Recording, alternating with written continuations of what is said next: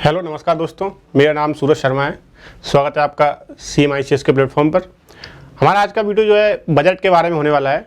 जो बजट के बारे में कुछ ऐसे इंटरेस्टिंग फैक्ट्स के बारे में जो आपके MPPSC के प्रीलिम्स एग्जाम हो, मेंस एग्जाम हो या फिर कोई वनडे एग्जाम्स, सबके लिए बहुत ही महत्वपूर्ण हो सकते हैं।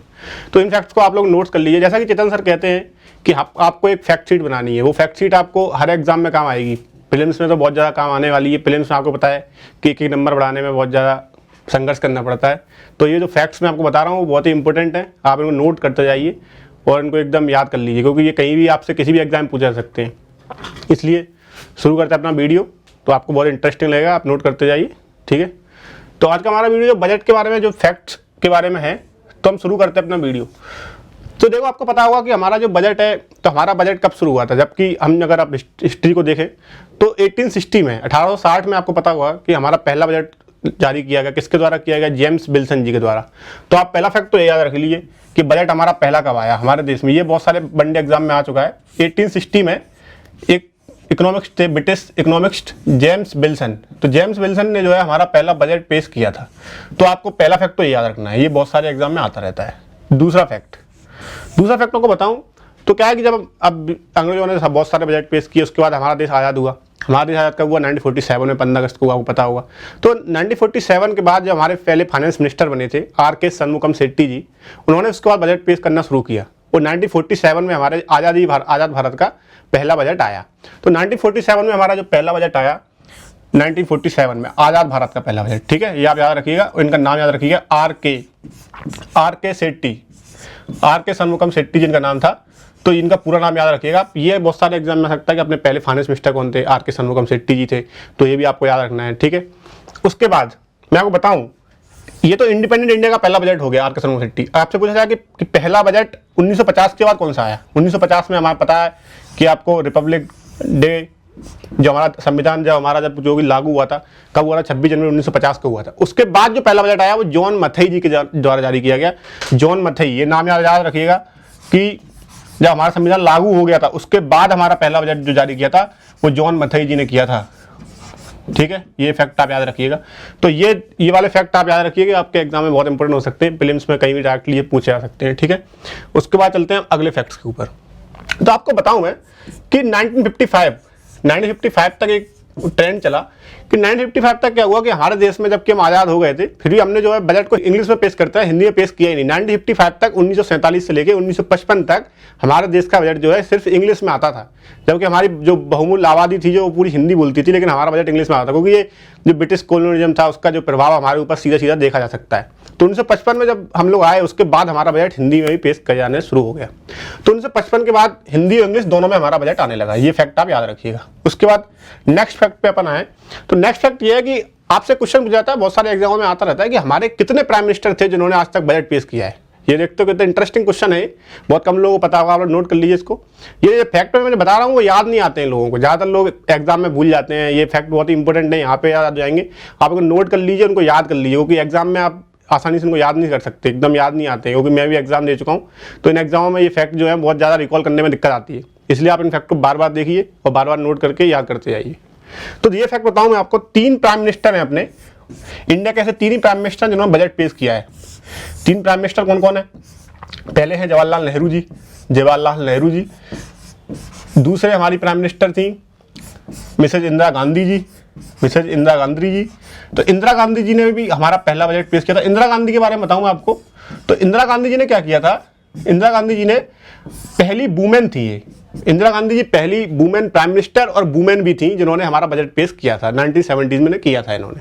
तो ये भी एक दूसरी प्राइम मिनिस्टर और फर्स्ट वुमेन। और तीसरे प्राइम मिनिस्टर थे हमारे राजीव गांधी जी। तो राजीव गांधी जी हमारे तीसरे प्राइम मिनिस्टर थे जिन्होंने हमारा जो है बजट पेश किया था। तो ये 3 फैक्ट आप याद रखिए कि हमारे कितने प्राइम मिनिस्टर थे जिन्होंने बजट को पेश किया। ऐसे हमारे कितने प्राइम मिनिस्टर थे? 3 प्राइम मिनिस्टर थे, ठीक है। उसके बाद ये फैक्ट आप याद रखिएगा। उसके बाद अगले फैक्ट पे चलें। तो चौथा फैक्ट हम बताऊं मैं आपको। तो एक क्वेश्चन ये आता है एग्जाम में कि सबसे ज्यादा बार हमारा बजट पेश किसने किया है? सबसे ज्यादा बार बजट पेश किसने किया है? कोई बोलेगा पी चिदम्बरम ने किया है, कोई बोलेगा मोरारजी देसाई जी ने किया है। लेकिन आपको मैं करेक्ट बता दूं, बहुत सारे एग्जाम में आ चुका है, इसका आंसर है मोरारजी देसाई। मोरारजी देसाई जी इसका आंसर है। मोरारजी देसाई जी ने हमारे सबसे बजट पेश किए हैं 10 बार, 10 टाइम्स। ये फैक्ट आप याद रखिएगा, बहुत सारे वनडे एग्जाम में आता रहता है, ठीक है। और सेकंड नंबर पे लार्जेस्ट बता दूंगा आपको, मोस्ट बजट पेश करने वाला, तो वो फिर पी चिदम्बरम जी आ जाएंगे, फिर उसके बाद पी चिदम्बरम जी सेकंड नंबर पे आते हैं, ठीक है। ये फैक्ट आप याद रखिएगा, ये वाला फैक्ट भी बहुत इंपॉर्टेंट हो सकता है आपके लिए, ठीक है। उसके बाद मैं चलूँ तो आपको पता होगा कि 1960s 70s का दौर आया, इंदिरा गांधी जी हमारी जो है प्राइम मिनिस्टर बनी। उसके बाद पता हुआ आपको, उसके बाद इमरजेंसी का दौर आया 1975 के अंदर। तो हुआ क्या कि 1975 के पहले हमारे देश का जो है फिस्कल डेफिसिट बहुत ज़्यादा बढ़ गया था 1975 के आसपास। तो 1973-74 का जो बजट आया उसको ब्लैक बजट कहा जाता है। ब्लैक बजट क्यों कहा जाता है? ब्लैक बजट इसलिए कहा जाता है क्योंकि उस समय हमारा जो फिस्कल डेफिसिट था, मतलब बजट घाटा जो था, वो 450 करोड़ का हो गया था, 450 करोड़।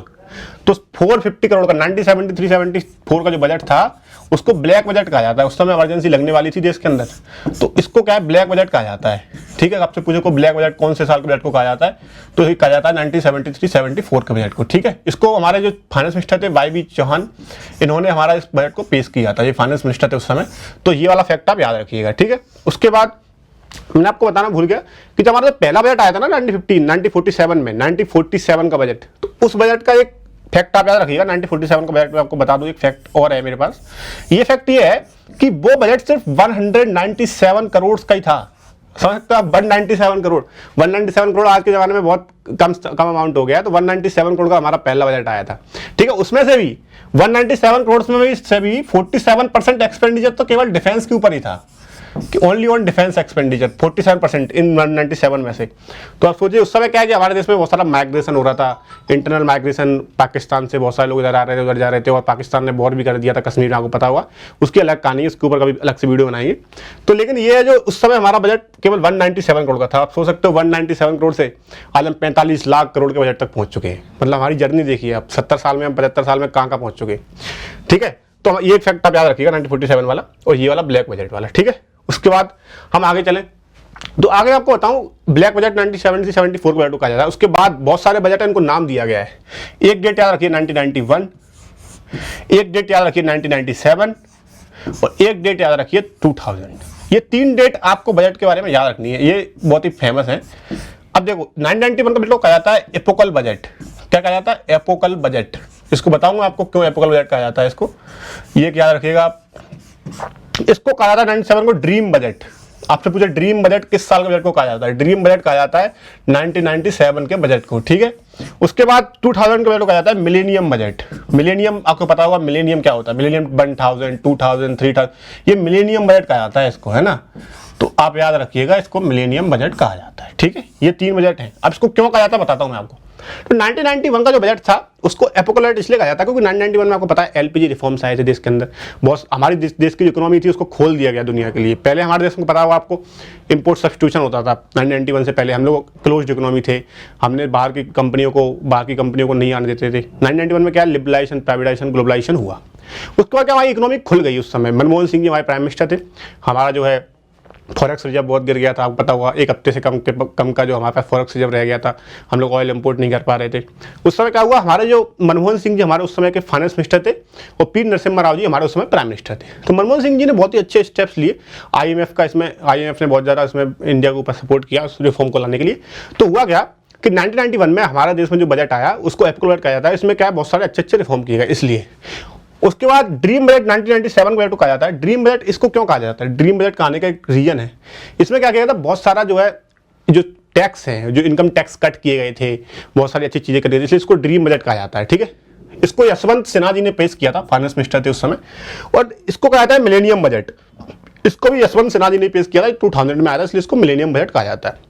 ये फैक्ट तीनों आप याद रखिएगा। और ब्लैक बजट बता दिया मैंने आपको, 1970-74 को ब्लैक बजट कहा जाता है, ठीक है। उसके बाद आपसे पूछा जाए एक क्वेश्चन, कोई भी आपसे पूछे, बाहर का पूछे या फिर आपको इस एग्जाम में पूछे, इंटरेस्टिंग फैक्ट है बहुत ही ज्यादा। इसमें क्या है कि आपसे पूछे कि कोई लॉन्गेस्ट बजट स्पीच किसने दिया आज तक की। लॉन्गेस्ट बजट स्पीच आपसे कोई पूछे तो वो 2.42 आवर की दी थी हमारे किसने, निर्मला सीतारमण जी ने सन 2020 के अंदर लॉन्गेस्ट बजट स्पीच दी थी उन्होंने। लेकिन आपसे पूछे कि वर्ड सबसे ज्यादा किसने अपनी स्पीच में सबसे ज्यादा शब्द किसने बोले आज तक, तो वो है हमारे मनमोहन सिंह जी। 1991 के बजट में उन्होंने सबसे ज्यादा शब्द के हिसाब से सबसे बड़ा बजट उनका था, और घंटों के हिसाब से अगर बजट देखा जाए, बजट स्पीच देखी जाए, तो सबसे ज्यादा स्पीच बड़ी निर्मला सीतारमण जी की 2020 वाले बजट में थी। ये दोनों फैक्ट भी आप लोग नोट कर लीजिए, किसी को बताने के लिए बहुत इंटरेस्टिंग फैक्ट है, ठीक है। कभी किसी से पूछा तो आप बता सकते हो ये चीज़। उसके बाद अगला फैक्ट आपने सब सुना होगा, इंफ्रास्ट्रक्चर, अधोसंरचना। इंफ्रास्ट्रक्चर शब्द आज के ज़माने में बहुत ही इंपॉर्टेंट है, ठीक है। इंफ्रास्ट्रक्चर शब्द इसलिए इंपॉर्टेंट है क्योंकि आज के ज़माने में बिना इंफ्रास्ट्रक्चर के बिना कोई डेवलपमेंट आप सोच भी नहीं सकते हो, क्योंकि इंफ्रास्ट्रक्चर बहुत ही इंपॉर्टेंट पिलर है किसी भी इकोनॉमिक डेवलपमेंट के लिए। तो इंफ्रास्ट्रक्चर शब्द का प्रयोग हमारा जो बजट था उसमें 1990s तक किया ही नहीं गया था।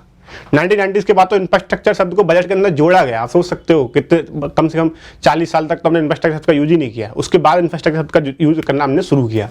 उसका आपने सुना होगा जीएसटी।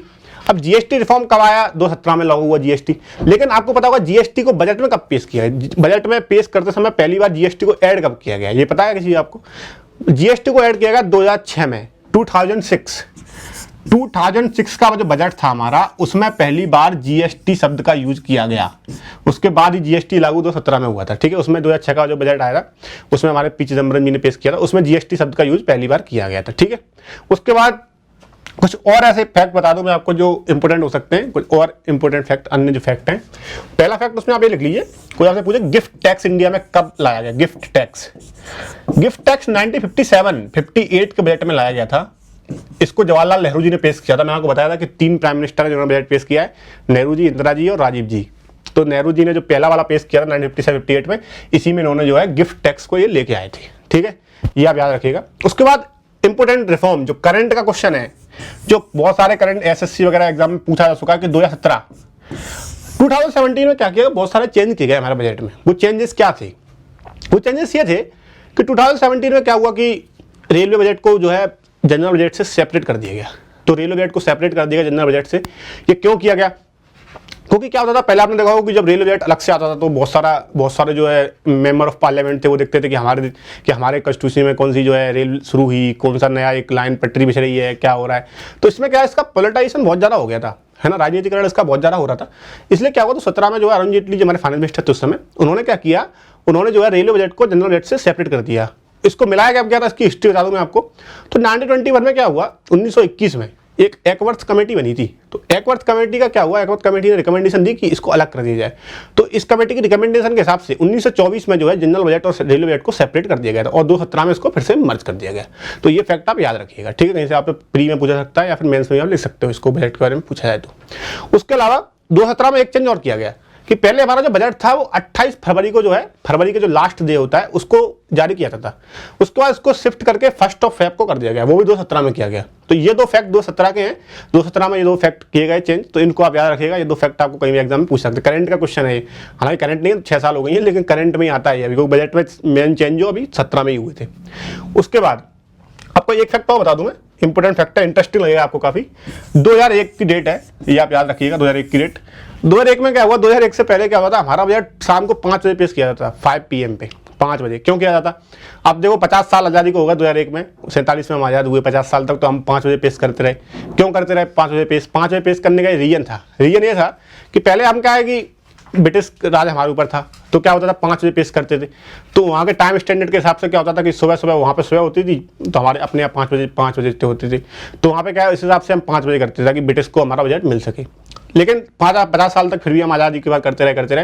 लेकिन 2001 में यशवंत सिन्हा जी हमारे फाइनेंस मिनिस्टर थे, उन्होंने इसको 5 बजे से 11 बजे शिफ्ट कर दिया।